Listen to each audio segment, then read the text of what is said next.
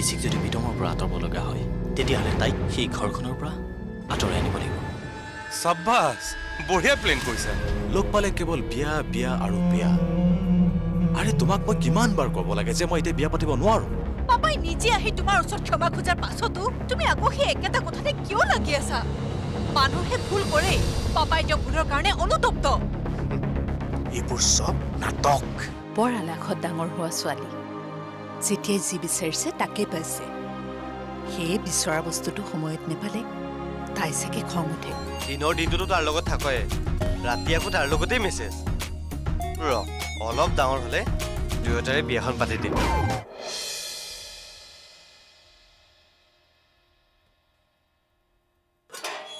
আহিলে আহিলো দিয়া কেনেকুৱা গ'ল আজিৰ দিনটো ভালেই গ'ল বুইছা ভালেই গ'ল আহা এই ইহঁতকেইটা আহিলেনে আহিলে প্ৰিয়াই পঢ়া শুনা কৰি আছে প্ৰিয়াই পঢ়ি আছে বাৰু মানস ৰুমতে কি হ'ল কি হৈছে ইহঁতৰ খুৰী এই দেখিছেনে দন্দুৰজনীক কাজিয়া কৰিবলৈ কেৱল সুযোগ বিচাৰি থাকে আকৌ আৰম্ভ হ'ল নে তোমালোকৰ মোৰ দুখ নাই দে খুৰী মই পঢ়িহে আছিলো ইহে তই পঢ়ি আছিলি হা সঁচা কচোন দেখিছা খুৰা চোৱা কেনেকুৱা কৰে এইডালে তহঁত যে এতিয়াও ডাঙৰ নহলি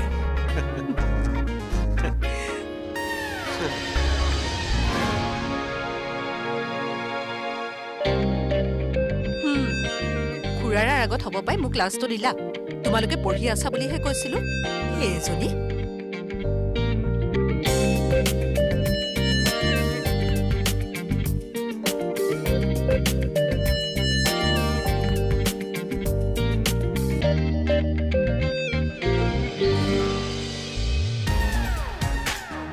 মই তোৰ পাছে পাছে যোৱাত নাই দেই তই য'ত যাও গৈ থাক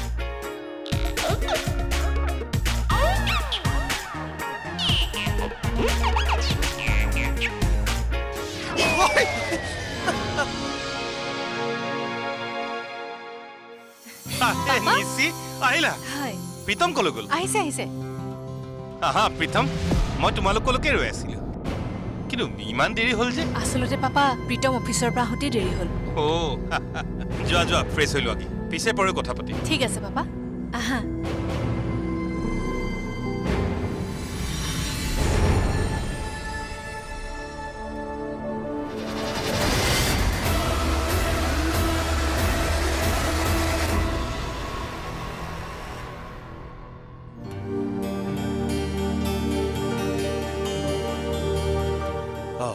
হেৰি এই প্ৰীতম আৰু বোৱাৰীয়ে খালেনে সিহঁত নিশিহঁতৰ ঘৰলৈ গৈছে ভালেই হৈছে দিয়া বোৱাৰীৰ দেউতাকে যে সিহঁতৰ সম্পৰ্কটো মানি ল'লে এটা বৰ ডাঙৰ চিন্তা দূৰ হ'লহে এই শুনিছোঁ মানুহজনৰ বোলে ব্যৱসায়ী হিচাপে চহৰত নাম আছে প্ৰতিপত্তি আছে সেইকাৰণে হয়তো তেখেতে প্ৰথমতে সিহঁতৰ সম্পৰ্কটো মানি ল'বলৈ টান পাইছিল নেদেখাজনৰ কৃপাত সেইটো সমস্যাও আঁতৰ হ'ল হেৰা এদিন বিয়ৈহঁতৰ ঘৰলৈ আমিও যাব লাগিছিল নে কি কোৱা ঠিকেই কৈছে প্ৰীতম যোৱা কথাবোৰ আৰু তুমি ধৰি নাথাকিবা খঙত ক্ষোভত মই তোমাক বহু নকবলগীয়া কথাই ক'লো ভাবুকিও দিলো কিন্তু মই এতিয়া অনুতপ্ত নিচিৰ সুখৰ ওচৰত মোৰ সকলো জেদ অহংকাৰ পানী হৈ গ'ল এতিয়া মাত্ৰ মই এটা কথাই বিচাৰোঁ তোমালোক সুখত থাকা মই কৰা ভুলবোৰৰ বাবে পাৰিলে মোক ক্ষমা কৰি দিবা আপুনি মোক কিয় ক্ষমা বিচাৰিছে পাৰ হৈ যোৱা সময়বোৰতো উভতাই আনিব নোৱাৰো সেই বেয়াবোৰ পাহৰি আমি ভালবোৰৰ কথাই চিন্তা কৰিব লাগে তুমি ঠিক কথাই কৈছা মই এটা কথা ভাবিছো কিমান দিনলৈনো আৰু তুমি সেই সামান্য চাকৰিটো কৰি থাকিবা মানে মোৰ বিজনেছত জইন কৰা তেতিয়া তোমালোকৰ সকলো অভাৱ অভিযোগ দূৰ হৈ যাব মই সেই সামান্য চাকৰিটো কৰি আচলতে সুখী সৰুৰে পৰা সহজ সৰল জীৱন এটা কটাই আহিছোঁ আৰু মই তেনেকৈ থাকিবলৈ ভাল পাওঁ মুখখন খুলিলেই মিডিল ক্লাছ চিন্তাবোৰ বাহিৰ হয় একমাত্ৰ নিশ্চিৰ বাবে মই সকলোবোৰ সহ্য কৰি আছোঁ পাপা হা তোমালোক এতিয়ালৈকে শুৱাই নাই প্ৰীতমৰ লগত তোমালোকৰ ভৱিষ্যতৰ কথাই আলোচনা কৰি আছিলোঁ তেওঁ বোলে চাকৰি এৰি মোৰ ব্যৱসায় জইন কৰাৰ ইচ্ছা নাই নাই আচলতে মই হ'ব পাপা প্ৰীতমৰ লগত মই কথা পাতিম এতিয়া ৰাতি বহুত হ'ল তুমিও শুৱাগৈ আৰু প্ৰীতমৰো ৰাতিপুৱা অফিচ আছে যোৱা ৰাতিপুৱা কথা পাতিম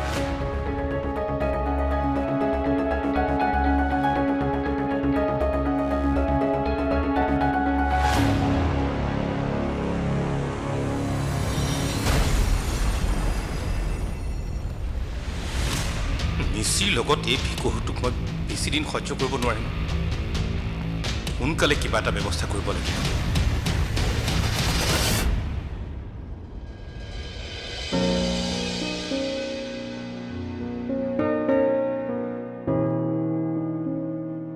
কৰবালৈ যোৱা নেকি হৰিকাই কাম এটা আছে কিবা এটা খাই যোৱা নাই নালাগে সোনকালে উভতি আহিম তাৰপিছত খাম দিয়া ঠিক আছে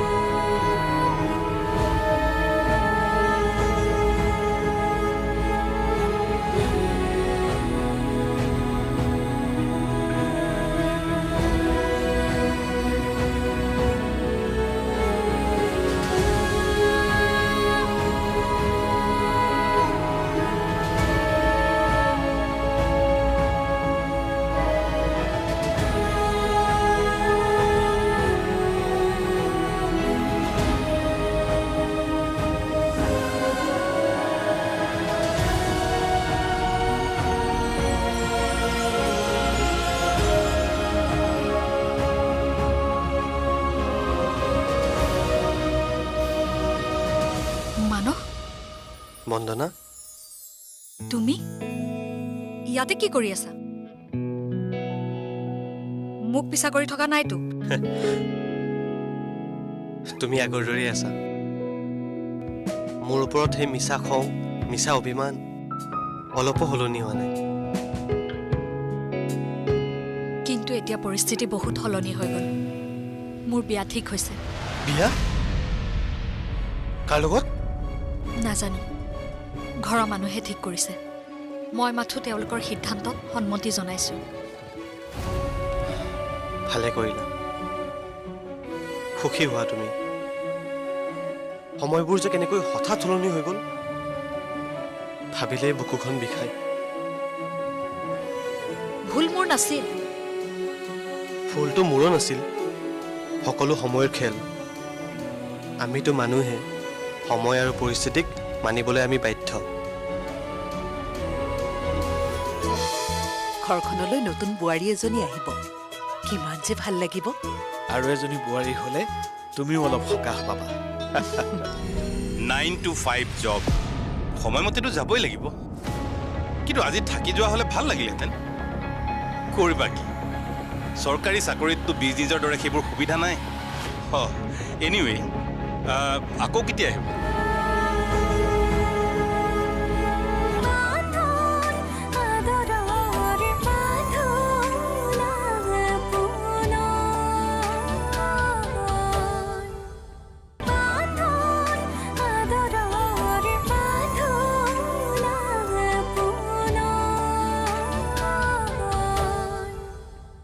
আমিতো মানুহে সময় আৰু পৰিস্থিতিক মানিবলৈ আমি বাধ্য। মই যাওঁ। বন্দনা, বেয়া নোপোৱা যদি ময়ে থৈ আহিম প্লিজ। শেষবাৰৰ বাবে মোক এইকণ সুযোগ দিয়া। কি ঠিক আৰু এনেকৈ কেতিয়াবা লগ পোৱাৰ সৌভাগ্য হয়নে নহয়? প্লিজ।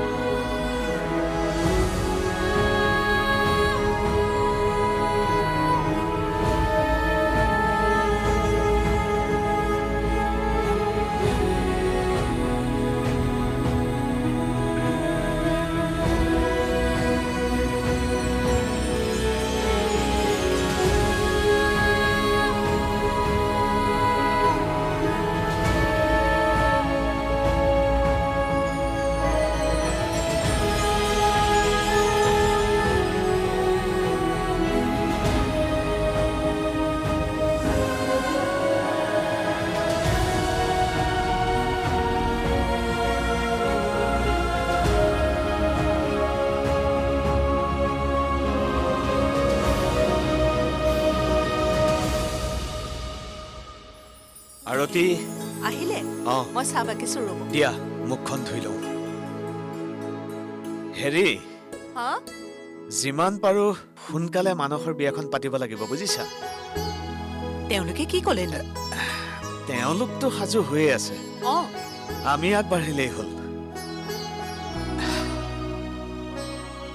কিন্তু ইমান সোনকালে টকা পইচাৰ যোগাৰ হ'ব জানো?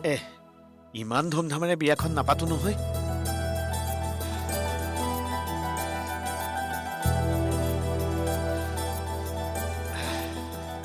একেবাৰে এৰিব নোৱাৰা মানুহকেইজনক নিমন্ত্ৰণ দি অনুষ্টুপীয়াকৈ পাতিম বুলি ভাবিছো। তুমি কি কোৱা? আপুনি যি ভাল দেখে। তেনেহ'লে ফুকনৰ লগত কথা পাতি এই মাহৰে তাৰিখ এটা ঠিক কৰোঁ। ঘৰখনলৈ নতুন বোৱাৰী এজনী আহিব, কিমান যে ভাল লাগিব। আৰু এজনী বোৱাৰী হ'লে তুমিও অলপ সকাহ পাবা।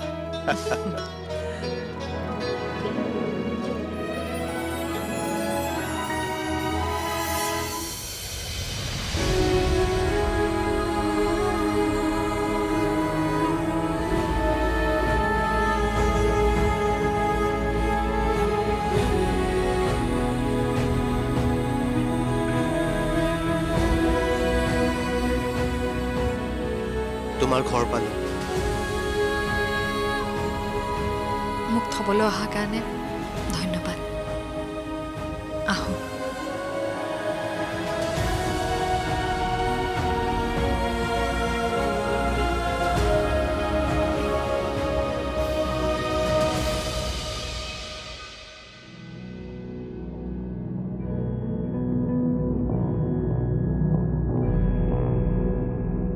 পাপা, প্ৰীতম যাবলৈ ওলাইছে। 9 to 5 জব, সময়মতেতো যাবই লাগিব। কিন্তু আজি থাকি যোৱা হ'লে ভাল লাগিলেহেঁতেন। কৰিবা কি, চৰকাৰী চাকৰিততো বিজনেছৰ দৰে সেইবোৰ সুবিধা নাই। এনিৱে, আকৌ কেতিয়া আহিব? এওঁক নিবলৈ আহিম। এওঁ দুদিনমান ঘৰতে থাকোঁ বুলি কৈছে। হয় নেকি? হেৰা, নিজৰ ঘৰখন সকলোৰে আপোন হয় দিয়াচোন। মন গ'লে তুমিও মাজে মাজে আহি থাকিবা। হ'ব। আৰু নিচিৰ ঘৰ মানে তোমাৰো ঘৰ, সংকোচ নকৰিবা। মই আহোঁ। যোৱা। পাপা, মই প্ৰীতমক অকণমান আগবঢ়াই দি থৈ আহোঁ গেটলৈকে। যোৱা।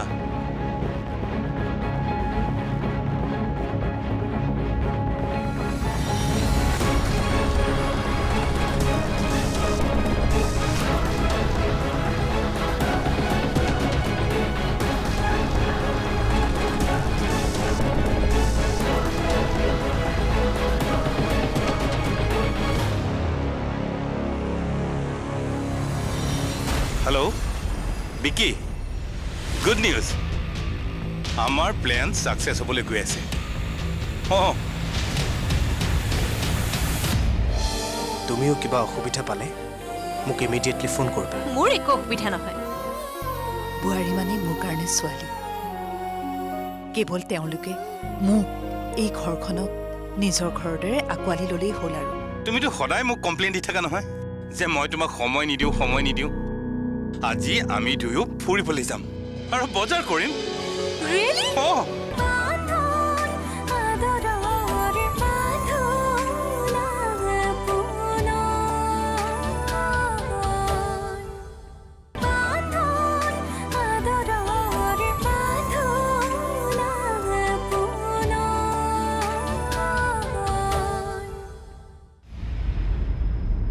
নিশি বিয়াৰ পিছত প্ৰথমবাৰৰ কাৰণে তোমাক এনেকৈ এৰি থৈ যাবলৈ ওলাইছোঁ মনটো কিন্তু একদম ভাল লগা নাই হ'ব গোটেই জীৱনটোতো আমি একেলগে থাকিব লাগিব তুমি চিন্তা কৰি থাকিব নালাগে যেতিয়া মন যায় তেতিয়াই লগ কৰিবলৈ আহিবা ঠিক আছে তুমিও কিবা অসুবিধা পালে মোক ইমিডিয়েটলি ফোন কৰিবা মোৰ একো অসুবিধা নহয় আহোঁ যোৱা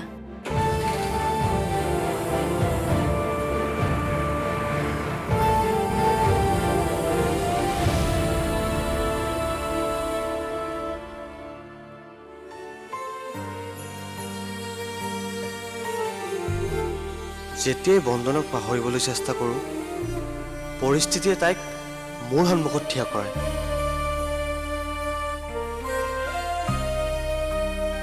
নাজানো নেদেখাজনে কি খেল খেলিছে মোৰ লগত বন্ধন আনৰ হৈ যাব মই কথাটো সহ্য কৰিব পৰা নাই কিন্তু কি কৰিম এইফালে মোৰো হাত বন্ধা জীৱনটো হয়তো এনেকুৱাই সুখ দুখ হাঁহি কান্দোন এৰা ধৰাৰ মাজেৰে জীৱনৰ যাত্ৰা পাৰ কৰিব লাগিব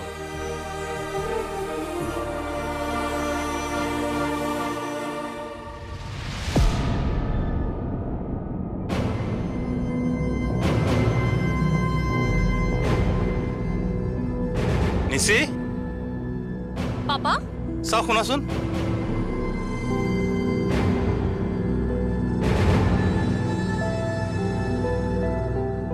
কোৱা পাপা তুমি আজি ঘৰতে আছা নহয় অঁ মইতো ঘৰতে আছো তেনেহ'লে আজি ময়ো অফিচলৈ নাযাওঁ তুমিতো সদায় মোক কমপ্লেইন দি থাকা নহয় যে মই তোমাক সময় নিদিওঁ আজি আমি দুয়ো ফুৰিবলৈ যাম আৰু বজাৰ কৰিম অঁ পাপা সদায় তোমাক এনেকৈ হাঁহি থকাটোৱে বিচাৰোঁ মই ব'লা এতিয়া ৰেডি হওঁ আমি বজাৰ কৰিব লাগিব ঠিক আছে মই ৰেডি হৈ আহিছো হা অ'কে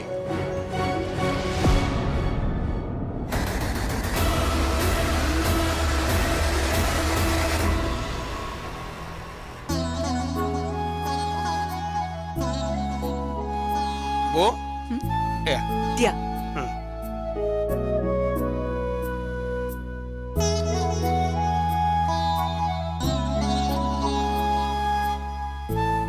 কেইদিনমানৰ পিছত মানুহেও বিয়া পাতিব ঘৰলৈ আৰু এজনী বোৱাৰী আহিব পৰিয়ালো বাঢ়িব মোৰতো চিন্তাই হৈছে সকলোকে একেলগে চম্ভালিব পাৰিম জানো পাৰিব কিয় নোৱাৰিব ইহঁত তিনিওটাকে কেনেকৈ ডাঙৰ কৰিছে দেখিছো নহয় কোনোটোকে কেতিয়াও কমকৈ মৰম কৰা দেখা নাই বোৱাৰী মানে মোৰ কাৰণে ছোৱালী কেৱল তেওঁলোকে মোক এই ঘৰখনক নিজৰ ঘৰৰ দৰে আঁকোৱালি ল'লেই হ'ল আৰু